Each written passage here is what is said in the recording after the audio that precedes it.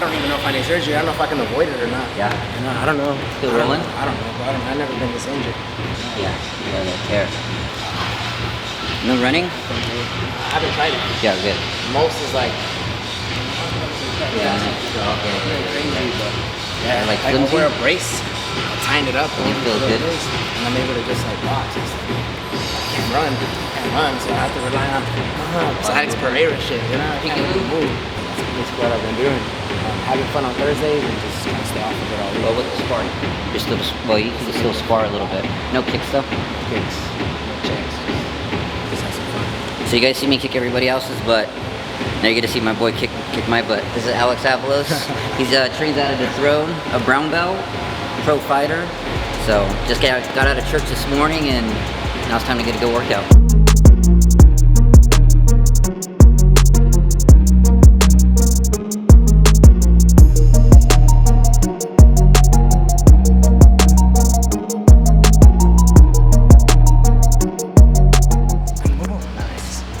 Straight left hook. Sorry? Knock me out.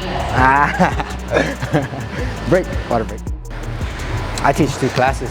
The jiu-jitsu?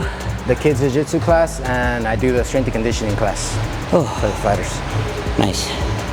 What time and days are the kids jiu-jitsu? Kids jiu-jitsu class, You guys got a lot of people. 4:30 and 5:30 strength and conditioning. So I'm back to back. Most of them stay for both? Or no, they're out and then you go have the next class. Some kids stay. Some kids stay. If their parents decide to stay for the, say, fundamental jiu-jitsu class, they'll stay with me. They'll leave their kids with me. And I just tell them there's no playing. There's no babysitting here. Why jiu-jitsu over like baseball, basketball, soccer? Why jiu-jitsu? Because their parents say that some of them are like, they lack confidence. They lack confidence. They lack like trusting themselves. But wouldn't basketball, baseball, and that offer that confidence for them to learn it?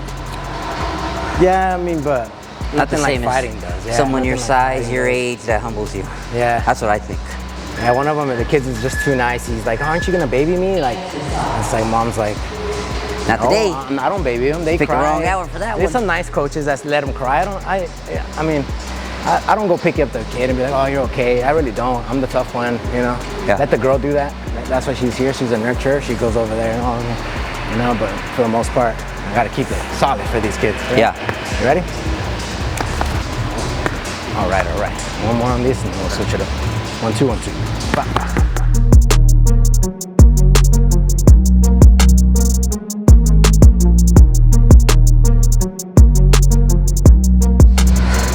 A lot of people come to the gym to fight their anger or to get rid of it. To fight their anger, to get rid of it. I think he said to fight the anger of others. Comes here to find the balance, but to fight the anger of others that don't work on themselves. Yeah. That haven't got the humble pie yet, that tend to mess with you all week. So when they mess with you and you already got through MMA training, you won't let it get under your skin? You won't let it bother you? You don't let it bother you because you have no reason. But you gave that energy up already? You don't even have nothing to prove to them. Got it. Because you already proved it to yourself. Yeah, you got a humble pie here. But like within these closed walls. I like that. I like that.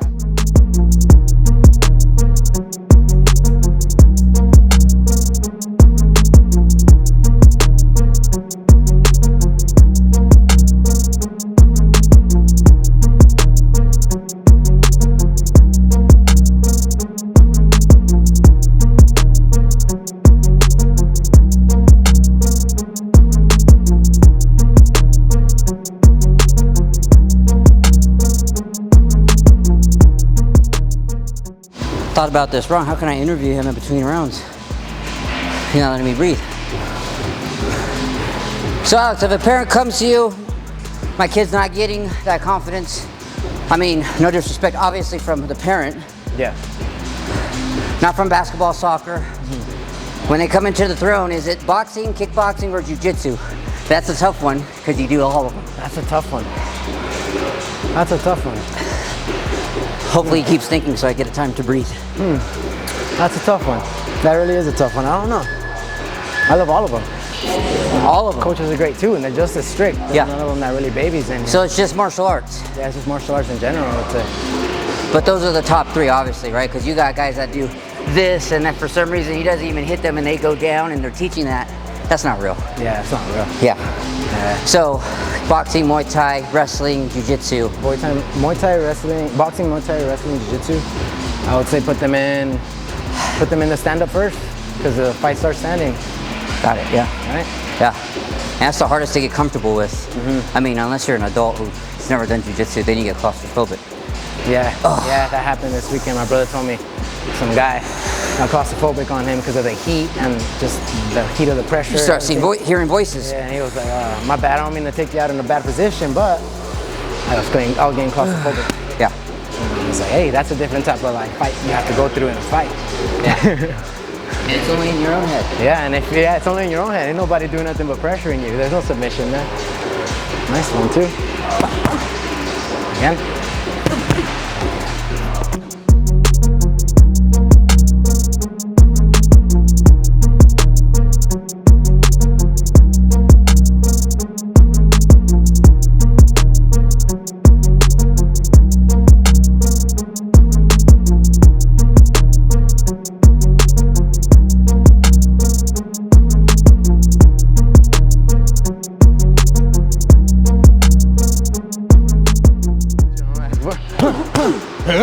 Yeah.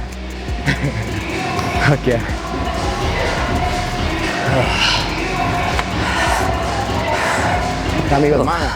Got me with sweat in my eyes too. Yeah. Grinding. Oh.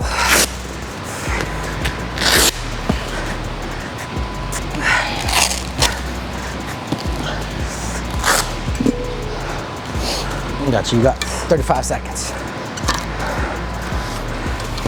Yeah, he's definitely giving me a minute. This time, we like sparring. Like old days. Just dish the kicks and then Bro, that's how hard I was hitting on my last fight. That was against long hair. Well, both the fight camps, I didn't get any new gloves, so I used them back to back. Like 6 months, basically. How'd you feel in those two back-to-back training camps? It was a lot. It was a lot. You know how they say you got to build up the new logs and put them on fire? Yeah. I felt like I needed it after that second fight. I was like, I need to take a break. Get back to living normal a little bit and get back to it. 135 you guys are definitely top 10. All three of you guys. Yeah, that motherfucker's gonna be there. Yeah. Both of us was. Yeah. Man, yeah, you had two back-to-back wars. I was there for both of them. Yeah, my shins were banged up and everything. It was great. Yep. And I was like, oh, I'll be back in another 3 months, right after on this fight card. Yeah. And she just went sideways. And who knows if I'd ever be back, right? Now you're being tested somewhere else. I'm being tested somewhere else, bro. Yeah. And it's been a depressional roller coaster ride, you know? It's been a depressional roller coaster ride. Along the way, I did meet like a very good woman, and she's been helping me out with that. She's been keeping me a little light in this darkness, you know? Stillmatic has a girlfriend? I would say so. Oh, nice. I would say so. Definitely public now. I mean, I don't see no other girl treating me right like that, so I might as well lean that direction, right? Why shy away from it? Yeah. All right. Oh, I'm mic'd up.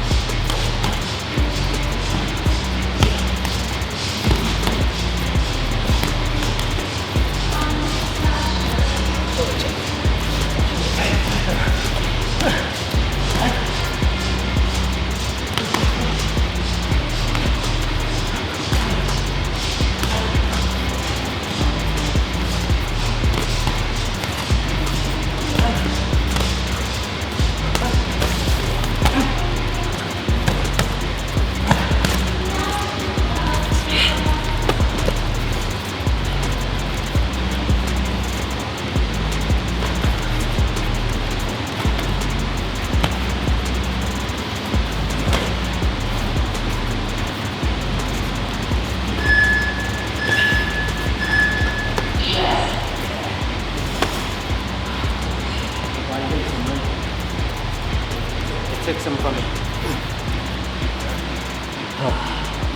Coffee breathing. Trying to catch my breath. Yeah. Through my whole fucking Why would you come back in quick enough? Since I'm short.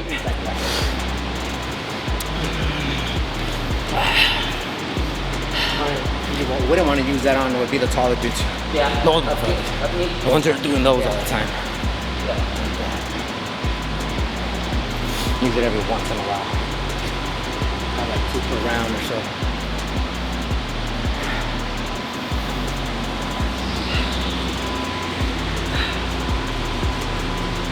So what's the best type of conditioning for somebody to get into a fight? For somebody? Yeah. Somebody get into a fight. This, what we're doing right now. Ain't nothing like this. The pad work is cool and everything, but ain't nothing like doing the real deal. Like what you're going out there to do. Can you do a week, like going hard to get ready, like a simulation, that you can make it into the fight 100%? Yeah. So how would that go? All you gotta have is good training partners. Like, you know, like me, I'm not trying to hurt you, right? We are hitting each other, but we're not trying to hurt each other, right? It depends on somebody like that, because if you got like some thugster who ego has not been broken or hasn't had any fights, he has something to prove. You know, there's no taking it easy on that guy. He's gonna hurt you if you touch him. Is that so every day like that? Because if you do that every day, then you go into a fight, that guy is trying to hurt you. Yeah, that guy is trying to hurt you. So is that like 2 times out of the week, 1 time out of the week, you and your training partners have a understanding today is the day that we go 100%? Definitely having great coaches around to tone it down is good. If you guys are just doing it, say like us with nobody around, and we were enemies and shit, like it would, yeah, we would be in trouble. We would hurt each other. Yeah. I mean, those rounds happen regardless, you know? You hit somebody hard, they hit you hard, it's fine, but when it starts getting brawly and untechnical, that's not good for the fight. Right, bring it back to center and bring it back to what you guys were doing at the beginning. Technical sparring.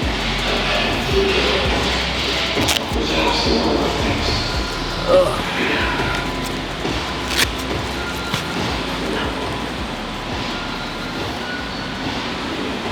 Finish it up with some noodles. Yeah, come around with this.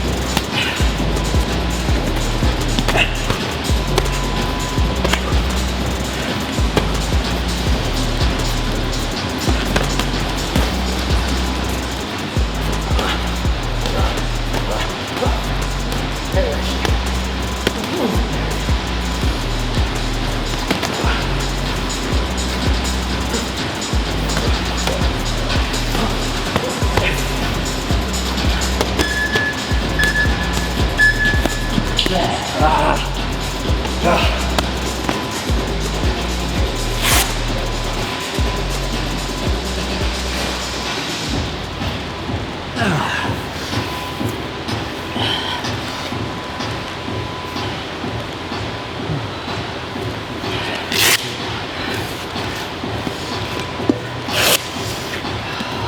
right, nice noodles.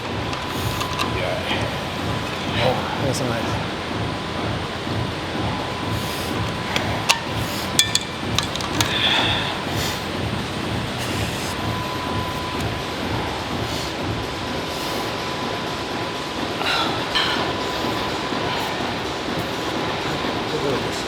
Here's some floor rolls. Some what? Some floor rolls. Uh-oh. Let's go ahead and The knee's feeling good. I'm not doing anything. Okay. I'll call you.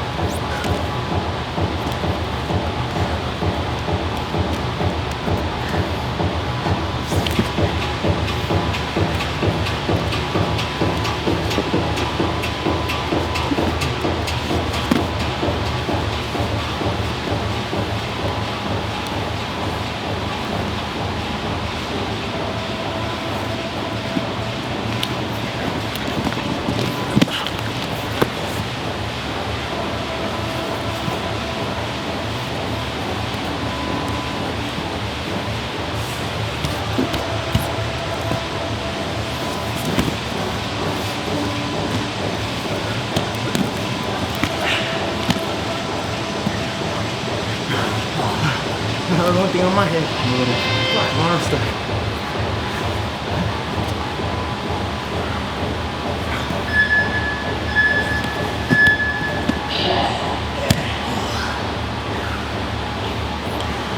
That's basically what I've been doing. Yeah, nice. It's like, I like that. whatever I can. Communicating. Yeah. I don't know. Crossing my fingers, nothing else happens. Yeah. Is that considered flow state, what we did? Yeah. When you're losing, you're losing. You know, you let it go. So what's the definition of flow? Definition of flow is basically not muscling and holding on forever. Basically, letting your partner work, staying moving. Paint them if you can, Yeah. but don't like overdo yourself and hold it forever. Yeah. Let him pumble. You know, if he's still reaching for an underhook and he almost got it, let it go. You know, see what he does with it. Try to counter. You wrestled? Like a chess match in a way. You wrestled in high school? Yeah. And you're brown belt? If a boxer, let's say a pro boxer, is getting ready for an MMA fight and he had to choose only one, 3 months of wrestling practice or 3 months of jiu-jitsu practice? A wrestling practice or jiu-jitsu? Yeah, which one? What do you Wrestling. like? Yeah. You keep it on the feet? Wrestling because it's more conditional based as well. Squared off, squared base. Yeah. You want to put your opponent on their back, like Michael Chandler, he puts them on their back, they don't get back up, he just wins there, right? Yeah. You see Khabib, sometimes he don't run for a submission, he just Dagestani handcuffs and beats you up until you give him the back maybe? Yeah. Yeah, I was a white belt on my first MMA fight in jiu-jitsu. Me taking them down is one thing, but like when I was on side control my first MMA amateur fight, I would jump to the triangle and pull them on me. But I wouldn't get it, and I would lose the position. So then I realized, okay, jiu-jitsu is, I need more jiu-jitsu to control them on the ground. But what is position? In wrestling, they show you what position is. Yes, that means right. on top, right? But only, yes, you want to put them on their back. But the opponent in wrestling doesn't want to be here and they're trying to get up. That's the mistake. But in jiu-jitsu, they're comfortable here. So if a wrestler is on top of this guy who's comfortable in jiu-jitsu, the wrestler must learn jiu-jitsu in order to shut their jiu-jitsu down. Because if not, that's how a lot of the wrestlers get caught in the arm bars and Well, at least look triangles. how to get up. Yes. Because like, if I was sitting down and you were in the guard like that, Yeah. kept my guard closed, Yeah. I'm losing the fight. Yeah. I'm losing the fight. But if I had turned to my side and done this little scissor action here and got my knee shielded, Yeah. I'd be able to use that to keep you away. Okay. So this Now is you can't- jiu-jitsu also though. Yeah, this is jiu-jitsu. The bottom guy is jiu-jitsu Now you still. can't hit me in the face. No? But how hit do me you in the get body. up? Is that How would I wrestling get from up? here? I could post on the head or the shoulder and kind of like I'm stirring a witch pop.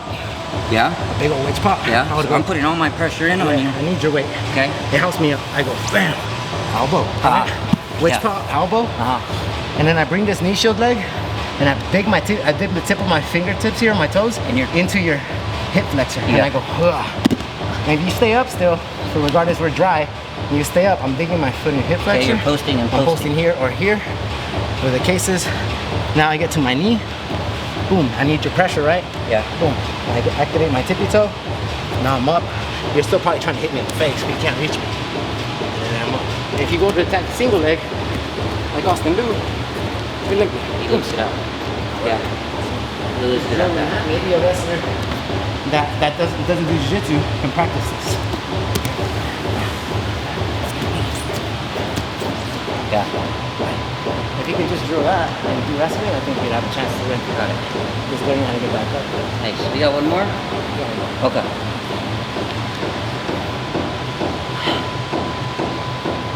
Taking these off, these cheap.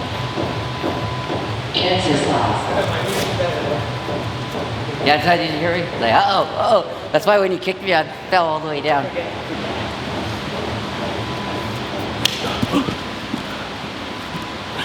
See, I love being on top. I'm a smasher.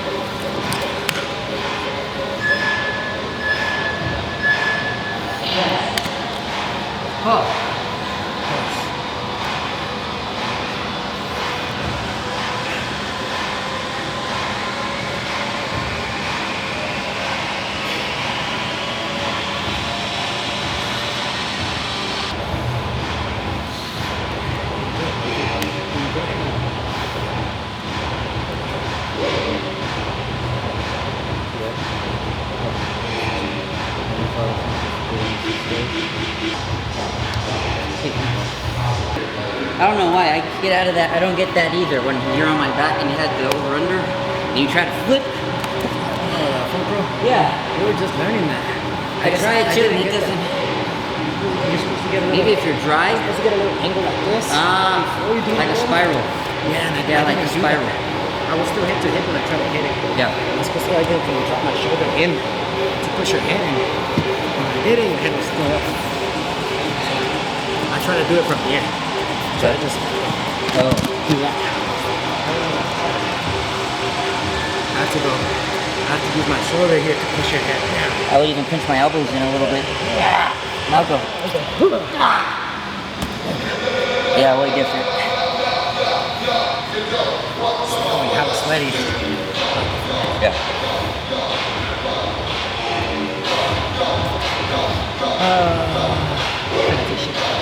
So how's life without getting a fight camp? Because since you've been going like 4 straight back to back, maybe with a couple weeks in between, how is it now without a fight camp? How's life boring. looking? It feels so plain, so boring.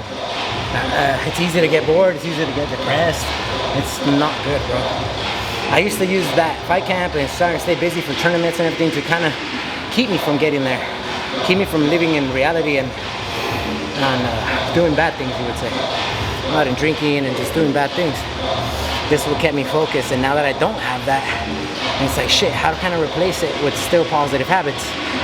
I just stay and help. Yeah. I help coach Mike's class, and then I still find time to get the sun going down. You get me? Like to enjoy the sun going down. There's so much fight camps. We're in here till like 8:30.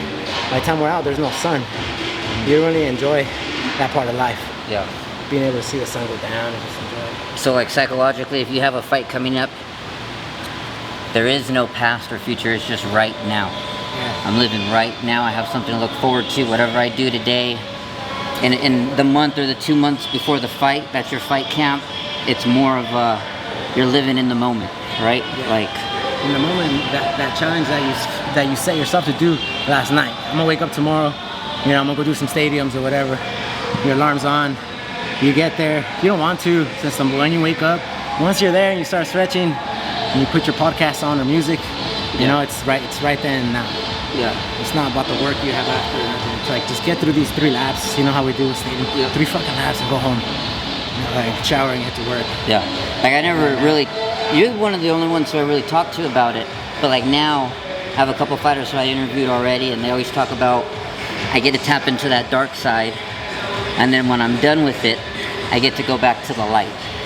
Why is there a dark side? Is it like Because you need the pain to grow. Ice baths, like that type of dark side in the sauna, that type of dark side, that dark area you put yourself in. yeah. Keep going, go one more. That type of dark stuff. The stuff you don't want to do, is that what they call dark? Is it because we're in America and we're spoiled, and we feel like we don't sleep? I personally think we're just so spoiled. We're the fattest country in the world, but we're the most spoiled. We have the most freedom. You get to go out and have a drink if you want, and eat whatever you want, do whatever you want with your body. Is that the reason why we have to go to the dark side, to feel like we earned something that day and we can sleep better at night? I think so. That's why I started Deprive fighting. yourself from your dopamine rushes and stuff that you get. Yeah, because we all have a baseline. If somebody eats pizza every day, they think they're gonna like it every day, like a teenager. But one day, sooner or later, they're not gonna want the pizza. Yeah. And you tell them you still have to eat it. Then they start hating it.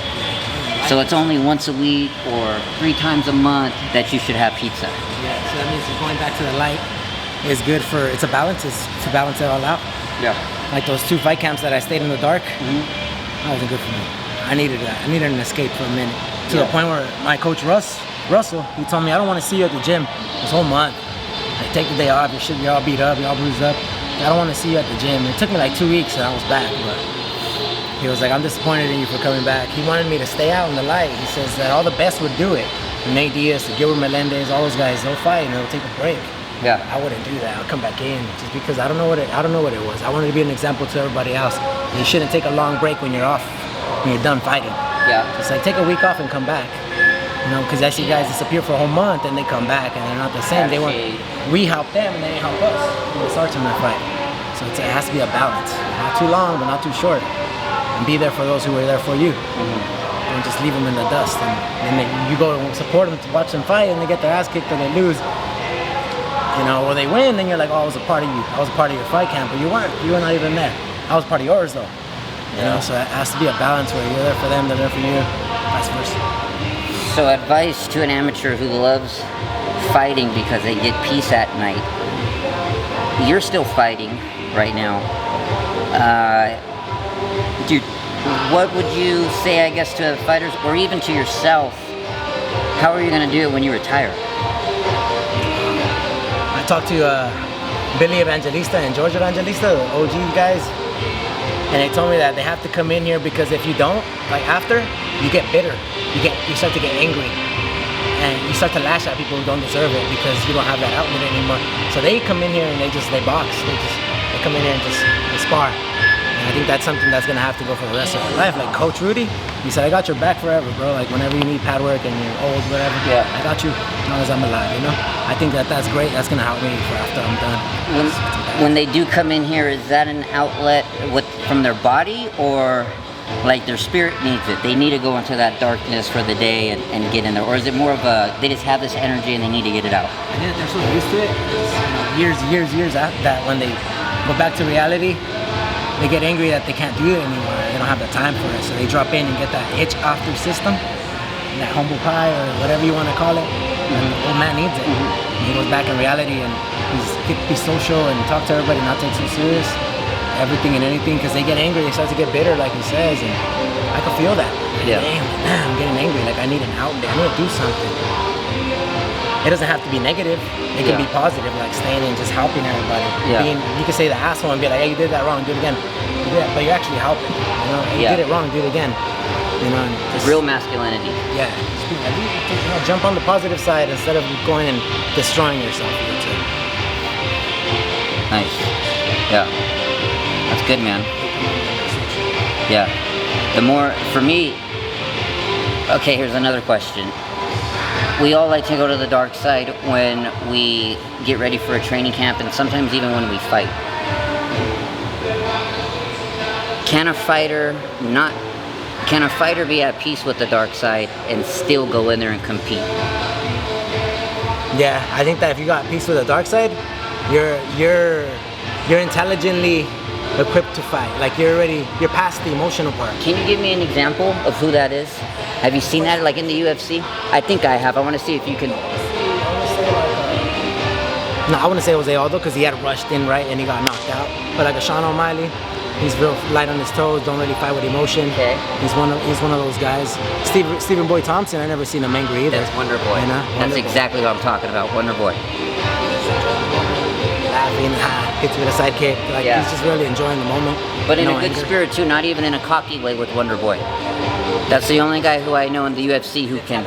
Equipped, right? Like he understands he could do this shit. Yeah. He doesn't need to be angry or emotional. Well, yeah, and to go a little deeper, he's a practicing Christian, and it's like that's so weird.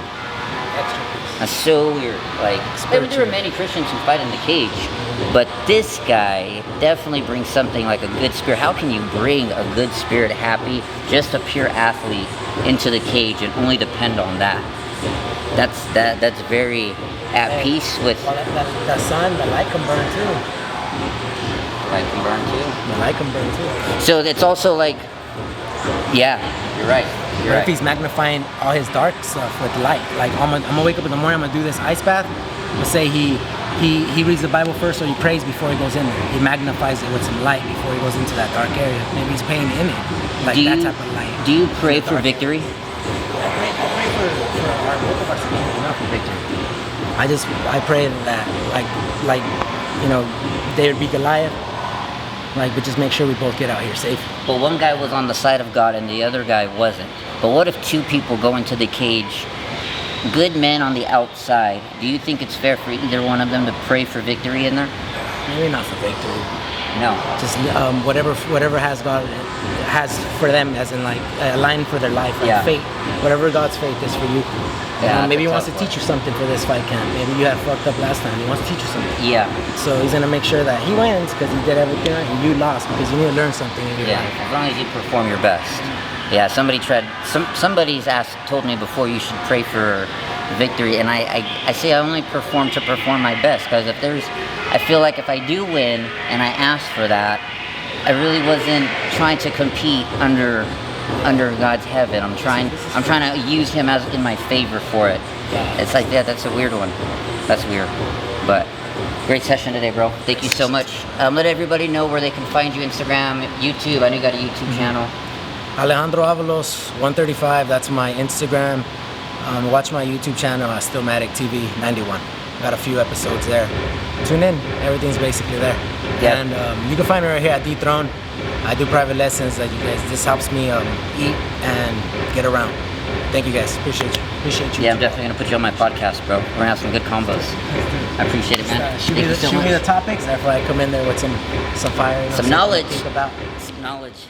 Questions and maybe we'll just put a fire on podcast. Thank you, bro. We got the insight. Yeah.